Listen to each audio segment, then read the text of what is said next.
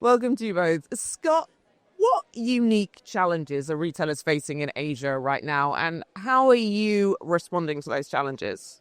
We're like everyone geopolitically, there's quite a bit of tariff conversation. And although it doesn't necessarily directly impact what we sell in most of our markets, there is a secondary impact, which is consumer confidence. That's leading to the second challenge, which is a pivot to value. We're seeing pretty much number of items per basket stable, value per item is coming down.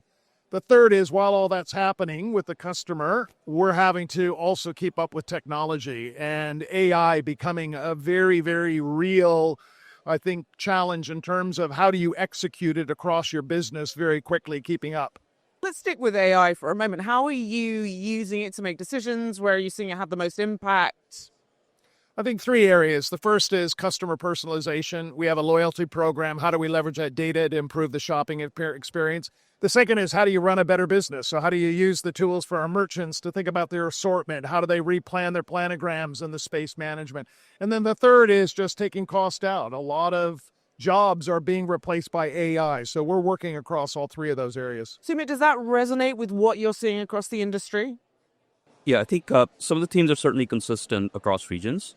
Maybe going back to your first question in terms of how retail business models are evolving, in addition to having all the cost pressures and technology disruptions that Scott mentioned, I think one of the core things that we're seeing is really the customers also continuing to evolve. And the customer is certainly looking for more value, as Scott said, but they're also becoming more discretionary in terms of who they shop with, what is the proposition that really resonates, and ultimately where they take their business. And one of the things that we're seeing is for retailers, the mass retailers are often having to make sure that they have the breadth of assortment, they have sort of as convenient an experience as possible.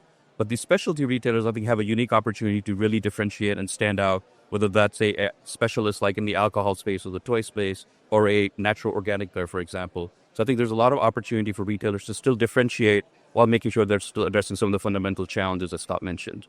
What advice do you have for retailers in this space to weather the challenges and the storms that you've mentioned there, but also keep an eye on growth and the future?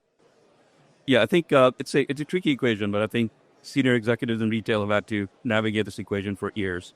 There's a couple of things I would call out.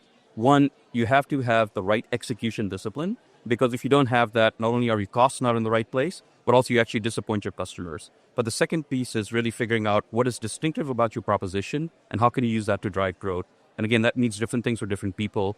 The last thing I would say, depending on who the retailer is, the financial health that they have, maybe the market where they're operating, some retailers have more room for error, while others have maybe a little bit less. For the ones that have a little bit more room for error, this is a time to be bold. Take some big bets, really try to figure out what maybe the next disruptive business model might be, and see if you can really get a win relative to the competition. Sumit, Scott, thank you so much for your time. Thank you. Thank you.